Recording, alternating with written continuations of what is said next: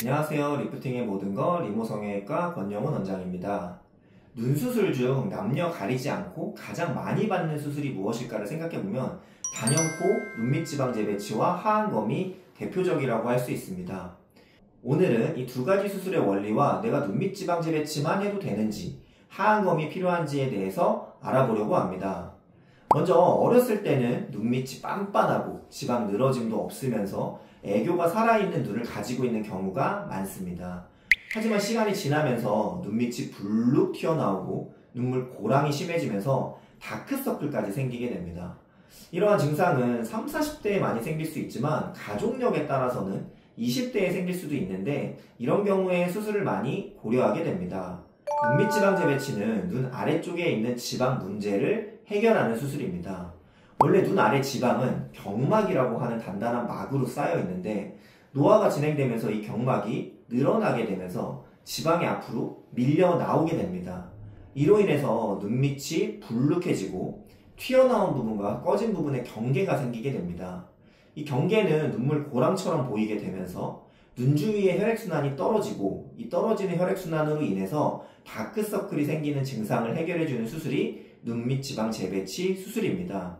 먼저 눈 안쪽에 있는 결막을 절개해서 근육을 건드리지 않고 격막으로 들어가서 눈 밑의 지방을 확인합니다.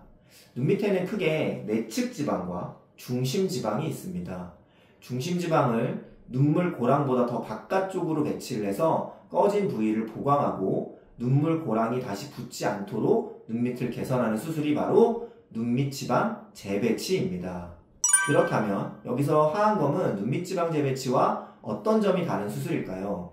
요새는 많은 분들이 공부를 해오셔서 하안검은 눈밑지방 재배치와 절개가 명확히 다르다는 게 바로 떠오르실 겁니다.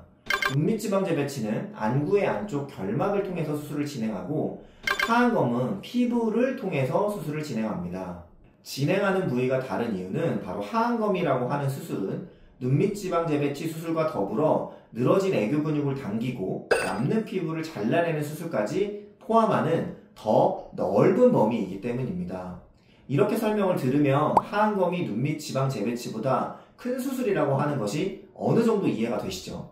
그렇다면 이렇게 좀 더 큰 범위의 하안검은 어떤 사람이 해야 되는지 많이들 물어보고 궁금해 하시는데요. 애교살이라고 불리는 알륜근이 많이 처진 사람이나 피부 처짐이 심한 사람, 또 중요한 건 피부의 탄력도가 떨어진 사람입니다.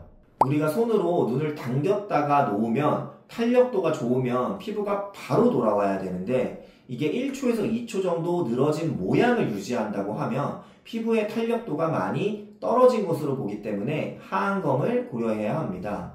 하안검 수술이 더 적합한 환자가 단순히 눈밑 지방 재배치만 하는 경우에는 수술 후 피부가 덜 달라붙게 되고 효과도 떨어지고 늘어짐이 남아있어 모양도 좋지 않은 경우가 있습니다.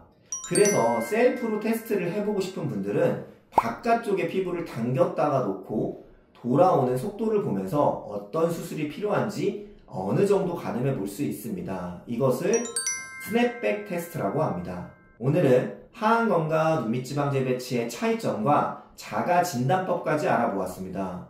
물론 더 정확한 진단을 위해서는 성형외과 전문의와 상담을 해보시는 것이 더 좋은 방법이라고 생각합니다. 오늘도 시청해주셔서 감사합니다.